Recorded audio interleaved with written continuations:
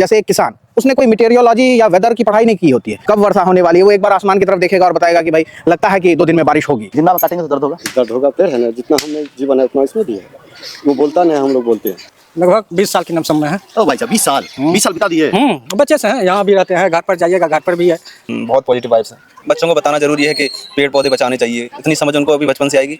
उनका ये प्रोफेशन ही नहीं बल्कि उनका एक जीवन का ये अंग है इसको, और ये नर्सरी सहरसा की अपनी एक पहचान है। छोटे बड़े मिलाकर तो 5 लाख पौधे हैं। 5 लाख पौधे। यहाँ गार्डन्स बनने लगे, लोगों को शौक आया, बहुत सारे किसान हमसे जुड़े। लौंग की खेती में क्या होता है कि पानी वहाँ पर रुकना नहीं चाहिए। कहीं भी आप जा रहे हो तो कोई ये ना बोले कि बिहारी है, कूड़े मतलब गंदा करते हैं। जब हम पेड़ नहीं लगाएंगे तो फिर मुश्किल है। कोरोना के समय में आपने ऑक्सीजन की किल्लत को देखा था। पौधे भी और जितने लोग हैं यहाँ, उनकी अपनी कहानियां हैं। फूल से लेकर फल तक वो सारा मिल जाता है। थ्योरी में क्या करते हैं और प्रैक्टिकल लाइफ में क्या करते हैं, इसमें बहुत अंतर होता है। थाईलैंड से चियांग नाम का एक नया वैरायटी इंट्रोड्यूस हो रखा है। अब इनके बारे में यहाँ के लोकल किसानों को जानकारी नहीं है। अब हमारे यहाँ लोगों को शौक आ रहा है कि भाई हम भी लगाएं।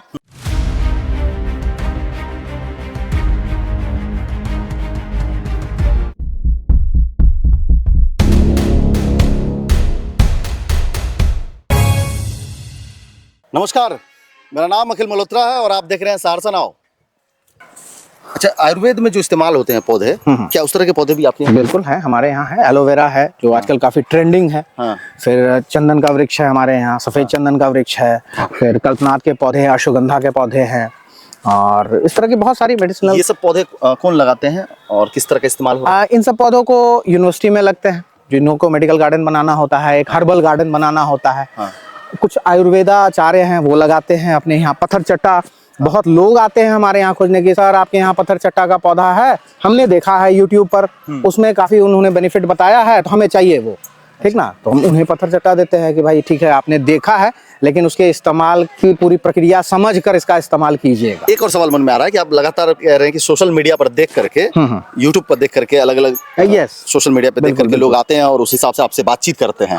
तो वो सोशल मीडिया के माध्यम से जो जानकारी होती है लोगों को, वो जब आपको आकर बताते हैं कि हाँ ऐसे ऐसे हमने देखा है, सुना है, अब आप, तो उसमें आपके पास जो जानकारी है और वो जो जान के आते हैं, कितना फर्क होता है? काफी फर्क होता है। काफी फर्क होता है। क्योंकि सोशल मीडिया पर सतही जानकारी मिल जाती है। सतही जानकारी मिल जाती है, तो उससे होता क्या है कि अब जैसे कोई फोटोशॉप किया हुआ, किसी ने गुलाब की किसी फोटो की इमेज डाल दी, ठीक, और वो उस इमेज को देख के आ जाएंगे कि सर हमको इस रंग का गुलाब चाहिए। तो मैं तो समझ जाता हूँ कि भाई इस रंग का गुलाब नेचुरल प्राकृतिक रूप से पॉसिबल नहीं। तो मैं बताता हूँ कि ये जो आप देख के आ रहे हैं ये एडिटेड है, ठीक है, या एआई से कर दिया हो या खुद पेंट जॉब किया हो, लेकिन वो एडिटेड है। फिर कुछ डिजिटल कंटेंट क्रिएटर है जिनको कुछ थोड़ी मोड़ी कम जानकारी हो या कहीं से जानकारी ली हो, तो वो आयुर्वेद के बारे में बता देते हैं। वो आ जाते हैं कि सर इन पत्तियों को मैं सीधे ही खा लूं या ऐसे इस्तेमाल करूं, तो मैं बताता हूं कि नहीं, आप किसी वैद्य के पास जाइए जो कि इन चीजों में ट्रेंड है। उसका कोई मतलब रस विज्ञान होता है पूरा आयुर्वेद में, उसके थ्रू आप इस चीज को, इसका सेवन कीजिए। सीधे ही आप नहीं खा सकते हैं कोई किसी। ये क्या है सर, ये बताइए। ये एस्परमेरी का पौधा है। अच्छा, एस्परमेरी एक सजावटी पौधा है। सजावटी पौधा, ये सजावटी पौधा है। इसको लोग बाग अपने गार्डन में एस्थेटिक्स के लिए लगाते हैं। अच्छा, जैसे मान लीजिए सर कोई मैदान है, वहाँ घास नहीं है, आपके यहाँ है? बिल्कुल, मेरे यहाँ घास है। कहाँ है सर? और ये घास के मतलब ये शीट्स आते हैं पूरे बाहर से। अभी ये ठंड में थोड़ा सूख रखा है इन लोगों ने, उसके के असर से। लेकिन ये पूरे शीट्स बड़े बड़े लॉन, जैसे आपने स्टेडियम इत्यादि में देखे होंगे, जहाँ भी, हमारे यहाँ तो उतना बड़ा स्टेडियम नहीं है, लेकिन वहाँ पर इन पौधों की मतलब ये घास लगते हैं, इनकी कटाई होती है और फिर इनको हरा भरा रखने की ये चलते हैं, जिसमें टर्फ जिसको बोलते हैं कि टर्फ बनाते हैं हम लोग। बड़े बड़े लॉन्स, आप किसी बड़े अधिकारी के आवास पर जाएंगे या आप सर्किट हाउस जाएंगे, इत्यादि जगहों पर आप देखेंगे कि लॉन हमने बनाया भी है बहुत जगहों पर। ये सीट अभी आपको बेचने के लिए है? हाँ, ये बेचने के लिए है। ये पॉलिथीन पर हमने उगा रखा है। अच्छा। और ये पूरा काट करके वो लगता है, इसकी पिटाई होती है, फिर इसकी कटाई होती है। इसमें जो ये जैसे ये जंगली घास उग गया है, तो इसको फिर निकालना पड़ता है ऐसे। अच्छा। इसको हटा देना पड़ता है, फिर इस घास की कटाई होगी, तब ये जाके अपने पूर्ण सुंदरता में आएगी। और इसकी लंबाई सर? इसकी ये तो आपको 2x2 का एक शीट है। नहीं, ये इतनी बड़ी रहेगी, इतनी बड़ी, थोड़ी सी और मोटी हो जाएगी ये। थोड़ी गद्देदार हो जाएगी, आपको बैठने में मजा आएगा इसमें। ठीक है, ये गद्देदार हो जाएगी और ऐसे ही ये हर जगह पर लगती है। इतना बड़ा जो आप नर्सरी चला रहे हैं, तो क्या है ना कि पौधों में अलग अलग तरह की बीमारियां होती होगी। बिल्कुल।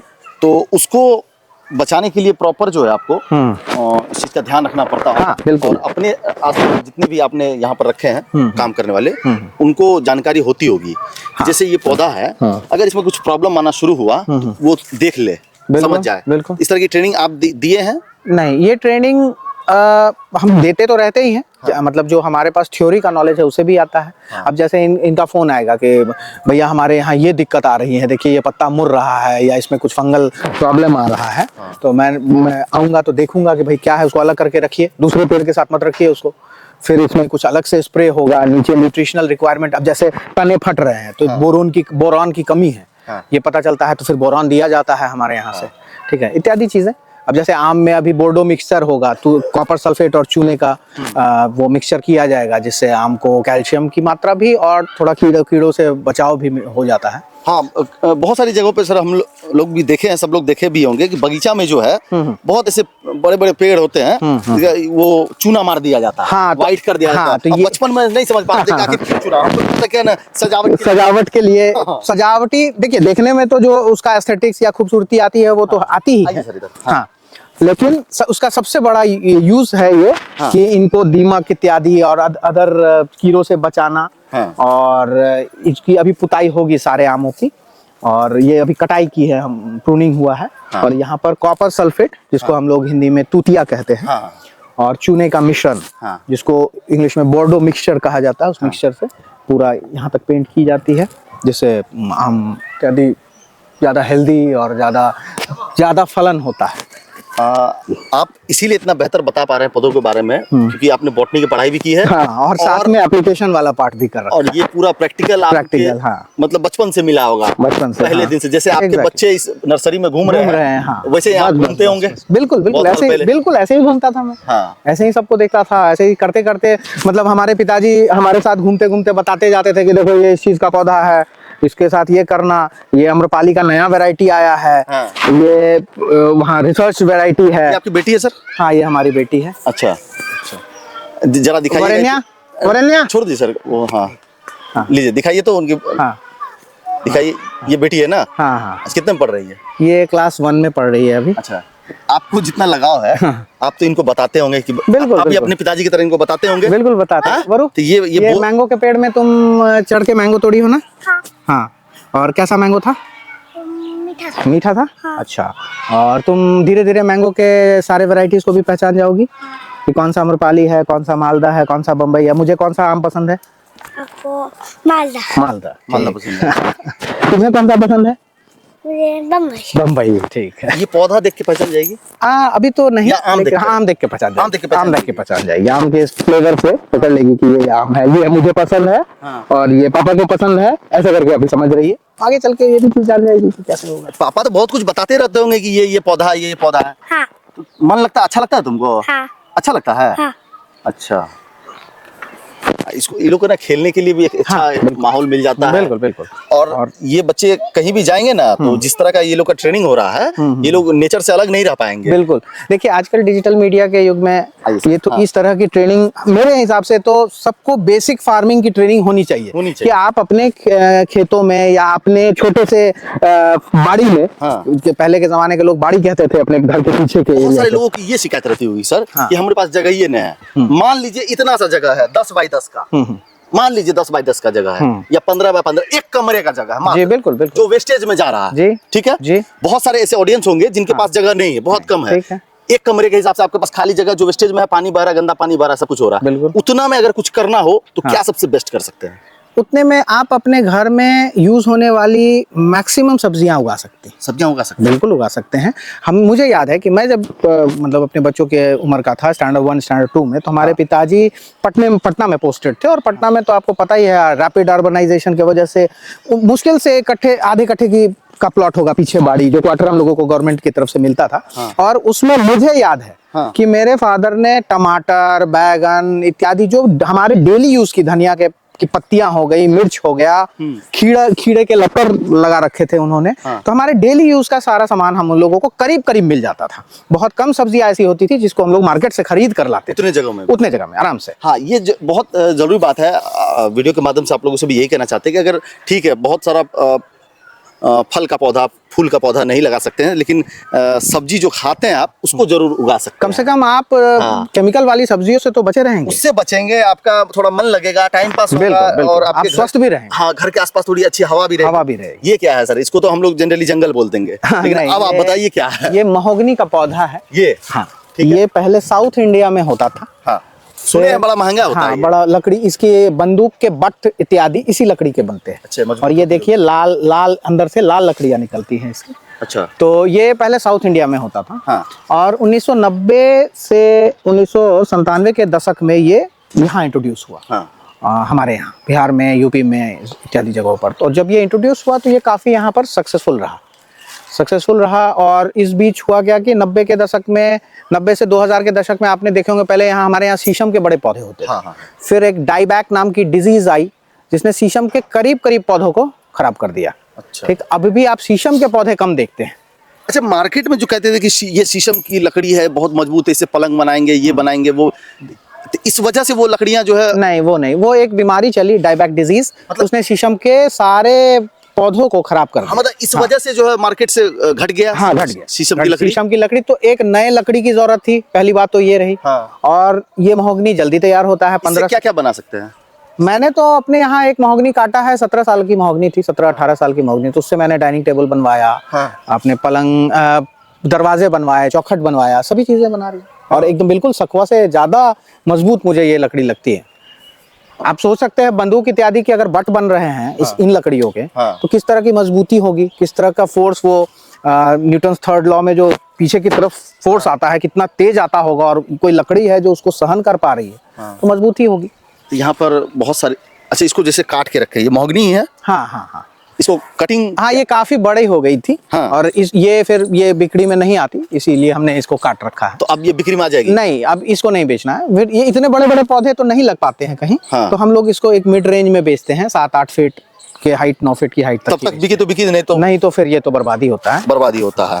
अच्छा, तो बर्बादी से ये याद आ गया कि बहुत सारे पौधे जो हैं नहीं बिक पाते होंगे। हाँ हाँ, बिल्कुल, क्लाइमेट का इफेक्ट, कभी ज्यादा पानी हो गई, बरसात में खूब सारा पानी लग गया हमारे खेतों में, तो बहुत सारे पौधे खराब भी होते हैं। जितना बचा सकते हैं बचाते हैं। लेकिन है क्या कि ये कोई ऐसी चीज तो है नहीं कि आप शोरूम में रख लेंगे, शटर डाउन करके बचा लेंगे। इसमें जो ये दिख रहा है गोल हाँ, गोल गोल किए हुए हैं, क्या लगा है? इसमें कद्दू और झींगा होगा मेरे ख्याल से, सतपुतिया कद्दू। हाँ, इसमें। अच्छा। और उधर केले के कुछ नए वैरायटीज आई थी, G9 नाम की, हाँ। वो लगे रखे हैं।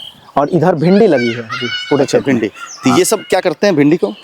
ये मार्केट चली जाती है? नहीं, मार्केट नहीं जाती है। हमारे यहाँ बहुत सारे लोग काम करते हैं, स्टाफ काम करते हैं। हाँ। तो उन लोगों के लिए मैं लगाता रहता हूँ कि उन लोगों को भी कुछ भिंडी इत्यादि सब्जियां मिलती रहें। अच्छा। और जो कुछ एक्स्ट्रा हो जाता है, कभी कोई ले गया मार्केट तो वो अलग बात है, लेकिन उसको कोई कमर्शियल हम लोग यूज नहीं करते हैं, इन लोगों को देने में फोकस नहीं। हाँ, फोकस हमारा नर्सरी पे है। इतना जो पौधा है, इसका रेट कैसे डिसाइड करते हैं?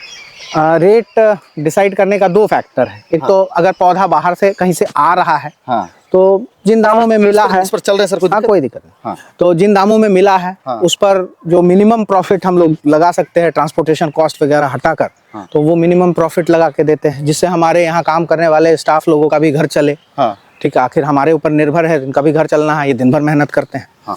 और इसके अलावा जो हमारा प्रोडक्शन है, उस पर हम लोग ये काम करते हैं कि भाई जितने कम से कम रेट पर हम अपने किसान भाइयों को, अपने गार्डन लवर्स को, जो कि नए जनरेशन वाले लोग जो इन चीज़ों को आगे कंटिन्यू करना चाहते हैं, उनको देना चाहते हैं कि उनको ये भारी ना लगे और वो शौक से इन चीज़ों को कर सके आगे।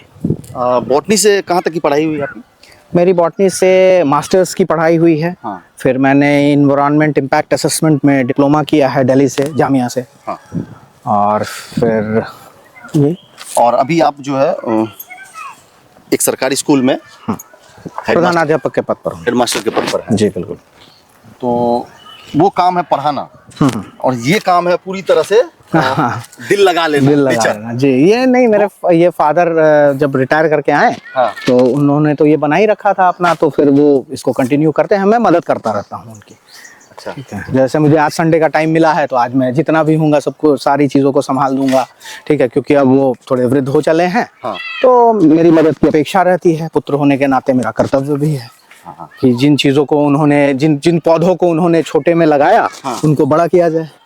पेड़ पौधों के बारे में उतनी जानकारी जो है सभी लोगों के पास नहीं होती है, इसलिए जानकारी लेते रहना चाहिए और उसमें जो है आप अपडेट करके जो है पेड़ पौधों को अच्छे से सेवा करके आप नर्सरी लगा सकते हैं, अपने आसपास पर्यावरण को फ्रेश रख सकते हैं, फ्रेश ऑक्सीजन ले सकते हैं। क्योंकि कोरोना काल में जो है बहुत सारी ऑक्सीजन की जरूरत हुई थी। आप पीठ पर सिलेंडर जो है ऑक्सीजन वाला वो लेकर के नहीं घूम सकते, इसीलिए पर्यावरण से प्रेम होना बहुत जरूरी है। कैमरामैन मनकुश के साथ अखिल मल्होत्रा, सारसा नाउ।